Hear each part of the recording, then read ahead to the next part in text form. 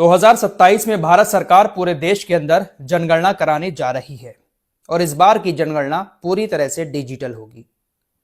भारत के अंदर आखिरी बार जनगणना 2011 में हुई थी।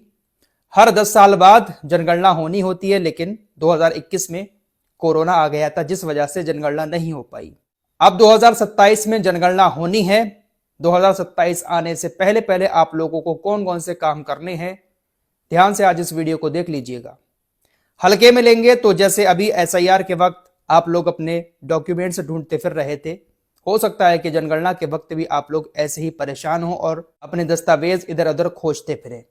ये वक्त ऐसा चल रहा है, यहाँ पर कभी भी कोई भी प्रक्रिया देश के अंदर शुरू हो सकती है, तो हम सभी को अपने दस्तावेज को संभाल कर रखना होगा। एक बहुत मेन दस्तावेज है जो हम सभी के पास होना बहुत ज्यादा जरूरी है और इस वक्त वो बहुत आसानी से बन रहा है। उसके बारे में आज इस वीडियो में जानकारी देने वाला हूं। ध्यान से वीडियो को देखिएगा, समझिएगा और शेयर भी कीजिएगा। और भी कुछ खबरें हैं। बाबरी मस्जिद के नाम से जो मस्जिद बन रही है उसको लेकर भी एक बड़ी खबर आई है। कहा गया है कि जो नेता बाबरी मस्जिद बना रहे हैं उन्होंने अब उसका नाम बदल दिया है। बहुत सारी खबरें हैं, आखिर तक देखकर जाइएगा। वंदे मातरम पर भी आज बात करेंगे, क्योंकि कल पूरा दिन संसद में वंदे मातरम को लेकर चर्चा हुई है। मुसलमान वंदे मातरम क्यों नहीं बोलना चाहता है, वंदे मातरम का असली मतलब क्या है जो मुसलमान वंदे मातरम बोलने से परहेज कर रहा है, यह भी आप लोगों को बताएंगे। लेकिन पहले आपको बता दें कि 2027 में जनगणना होने वाली है। अभी एसआईआर हुआ, हो सकता है कोई और प्रक्रिया देश के अंदर शुरू हो जाए। तो ऐसे में अगर हम भारत के नागरिक हैं तो हमारे पास यहाँ के कुछ दस्तावेज होना बहुत ज्यादा जरूरी है, जैसे जन्म प्रमाण पत्र हो गया, निवास प्रमाण पत्र हो गया, आय प्रमाण पत्र, और सबसे मेन जो डॉक्यूमेंट्स है वो है हमारा भारतीय पासपोर्ट। दोस्तों, इस वक्त भारतीय पासपोर्ट बहुत आसानी से बन रहा है। 1500 रुपए फीस है और आधार कार्ड लगाकर पासपोर्ट हमारा बन जाता है। अगर आप पढ़े लिखे हैं तो 10th की मार्कशीट और आधार कार्ड लगाएं। 1500 रुपए फीस है, पुलिस वेरिफिकेशन होगा और आपका पासपोर्ट आपके घर पर आ जाएगा। हमारे पास अगर हमारा भारतीय पासपोर्ट है तो हमारे पास यह पक्का सबूत है कि हम इस देश के नागरिक हैं, क्योंकि आधार कार्ड को सुप्रीम कोर्ट ने भी कह दिया है और चुनाव आयोग ने भी कह दिया है कि आधार कार्ड नागरिकता का सबूत नहीं है, पासपोर्ट नागरिकता का सबूत है। क्योंकि पुलिस वेरिफिकेशन होने के बाद, अच्छे से जांच पड़ताल होने के बाद हमारा पासपोर्ट बनता है। अगर आपके ऊपर कोई पुलिस केस नहीं है, कोई मुकदमा नहीं चल रहा है, तो पासपोर्ट बनने में कोई दिक्कत नहीं हो रही है। 1500 रुपए फीस देकर, आधार कार्ड देकर आराम से भी पासपोर्ट बन रहा है, फिर भी लोग नहीं बनवा रहे हैं।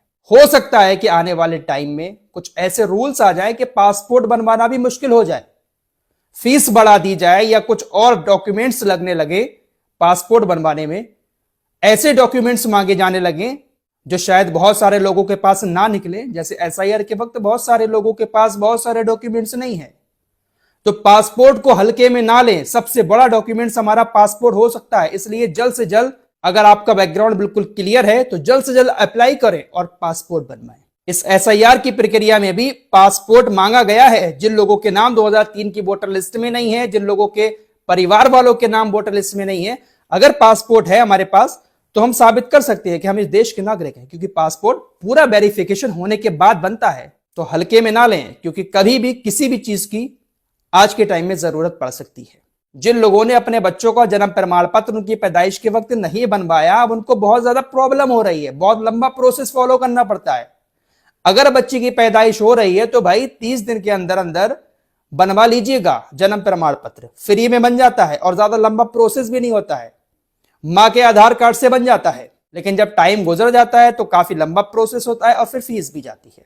फिलहाल अगली खबर की तरफ चलते हैं। पश्चिम बंगाल के अंदर राजनीतिक हलचल बहुत ज्यादा तेज हो चुकी है। हुमायूं कबीर जो टीएमसी के निलंबित विधायक हैं, उन्होंने बाबरी मस्जिद बनाने का ऐलान किया, लेकिन अभी तक हुमायूं कबीर को किसी भी राजनीतिक पार्टी का समर्थन नहीं मिला है, चाहे फिर वो असदुद्दीन ओवैसी की पार्टी एमआईएम ही क्यों ना हो। हुमायूं कबीर की तरफ से कहा गया कि मैंने असदुद्दीन ओवैसी से बात की है, वो हमारे साथ जुड़ने को तैयार हैं, लेकिन एमआईएम की तरफ से कोई ऑफिशियली बयान नहीं आया है। एमआईएम के नेताओं की तरफ से लगातार यही कहा जा रहा है कि हम हुमायूं कबीर का साथ नहीं देंगे, क्योंकि हुमायूं कबीर बीजेपी के इशारे पर पश्चिम बंगाल के अंदर यह सब कुछ कर रहे हैं, ताकि ममता बनर्जी के साथ जो मुसलमान जुड़ा हुआ है वो वोट कट जाए, ममता बनर्जी कमजोर हो जाए और बीजेपी पश्चिम बंगाल के अंदर सरकार बना ले। लेकिन इसी बीच हुमायूं कबीर ने एक और बड़ा ऐलान कर दिया है कि असदुद्दीन ओवैसी हमारे साथ आने को तैयार हैं और 22 दिसंबर को हम अपनी राजनीतिक पार्टी का ऐलान करेंगे, 135 सीटों पर लड़ेंगे और ममता बनर्जी के पास जो मुस्लिम वोट है वो हम काट कर अपनी भागीदारी सरकार में पेश करेंगे। 100 सवा 100 सीटें मुसलमानों को जिताकर हम सरकार में हिस्सेदारी लेंगे। ये बात हुमायूं कबीर की तरफ से कही गई है। साथ ही साथ एक और बात सामने आ रही है मीडिया रिपोर्ट्स के मुताबिक कि हुमायूं कबीर ने कहा है कि ये जो मस्जिद बनाई जा रही है, इस मस्जिद का नाम बाबरी मस्जिद नहीं रखा जाएगा, मस्जिद का नाम कुछ और होगा, लेकिन बाबर के नाम से इस मस्जिद में एक दरवाजा बनाया जाएगा। मीडिया रिपोर्ट आपकी स्क्रीन पर है। विधायक हुमायूं कबीर की नीयत पर लोग शक कर रहे हैं कि सिर्फ राजनीतिक मुद्दा बनाया है इन्होंने बाबरी मस्जिद का नाम लेकर। अरे मस्जिद बन रही थी, बनने देते, लेकिन बाबरी मस्जिद का नाम लेकर इन्होंने अपनी राजनीति चमकाने की कोशिश की है। अगर बाबरी मस्जिद बनानी ही थी, अगर इतना ही इनके अंदर जज्बा था तो अयोध्या के अंदर आकर बनाते। फिलहाल अभी तक कोई भी पार्टी हुमायूं कबीर के साथ नहीं आई है। अब देखते हैं 22 तारीख को जो ऐलान करेंगे ये पार्टी बनाने का, उसमें ओवैसी साहब इनके साथ जाते हैं या ओवैसी साहब अलग ही चुनाव लड़ेंगे। इन्होंने ये भी कहा कि मैं पश्चिम बंगाल का ओवैसी हूं, ओवैसी हैदराबाद के ओवैसी हैं, मैं पश्चिम बंगाल का ओवैसी हूं। देखते हैं भाई क्या होता है, क्या बंगाल का मुसलमान इनके साथ जाता है, एक तरफा वोट देता है इनको, या फिर ममता बनर्जी का साथ देता है, ये तो वक्त बताएगा। फिलहाल वंदे मातरम को लेकर संसद में पूरा दिन चर्चा हुई। भारत सरकार चाहती है कि वंदे मातरम हर कोई बोले, स्कूलों में भी वंदे मातरम पढ़ा जाए, लेकिन मुस्लिम नेता या मुस्लिम स्कॉलर जो हैं, धर्मगुरु, वो कह रहे हैं कि भाई हम बोल देंगे लेकिन जबरदस्ती ही थोपा जा रहा है हमारे ऊपर, हम जबरदस्ती वंदे मातरम नहीं बोलेंगे। साथ ही साथ जो मुस्लिम उलेमा है उनका कहना है कि ये वंदे मातरम जो है इसको गाने से हमारा ईमान चला जाएगा। आखिर ऐसा वंदे मातरम में क्या है जो मुस्लिम स्कॉलर, मुस्लिम नेता इसको पढ़ने से बच रहे हैं? दरअसल मामला यह है कि मुसलमान जो है वो सिर्फ अल्लाह की इबादत करता है, अल्लाह के सामने सजदा करता है, अल्लाह के सामने ही सर झुकाता है। लेकिन मुस्लिम स्कॉलर्स का कहना है कि वंदे मातरम में जो लाइंस हैं उनमें ऐसा कहा गया है कि हम धरती की पूजा करते हैं, धरती को सजदा करते हैं, प्रणाम करते हैं, इसलिए मुसलमान इसको नहीं पढ़ सकते, क्योंकि मुसलमान सिर्फ अल्लाह की ही इबादत करते हैं। अब देखिए मैं इसका आपको हिंदी मीनिंग भी समझा देता हूं। वंदे मातरम इसका जो अर्थ है हिंदी का वो है, हे मातृभूमि मैं तुम्हें प्रणाम करता हूं। प्रणाम, नमन, पूजा, इबादत, इन सारे शब्दों का इस्तेमाल आप यहां पर कर सकते हैं। मुसलमान इबादत सिर्फ अल्लाह की करता है, यहां पर कहा जा रहा है हे मातृभूमि मैं तुम्हें प्रणाम करता हूं, नमन करता हूं, यानी इबादत करता हूं, तुम्हारी वंदना करता हूं जो जल से भरपूर है और फलों फसलों से समृद्ध है, जिसकी हवा मलय पर्वत से आने वाली ठंडी सुगंधित हवा जैसी शीतल है, जिसकी धरती हरी भरी फसलों से लहलहा रही है, ऐसी मां मातृभूमि हे मां मैं तुम्हें प्रणाम करता हूं, मैं तुम्हारी वंदना करता हूं, यानी इबादत करता हूं, पूजा करता हूं। तो यहां पर मुस्लिम स्कॉलर्स का, मुस्लिम नेताओं का यह कहना है कि हम इबादत सिर्फ अल्लाह की करते हैं, हम ये नहीं कह सकते कि हे मातृभूमि, हे मां, धरती मां, हम आपकी वंदना करते हैं, हम आपको प्रणाम करते हैं, क्योंकि सजदा सिर्फ अल्लाह के सामने ही मुसलमान करता है।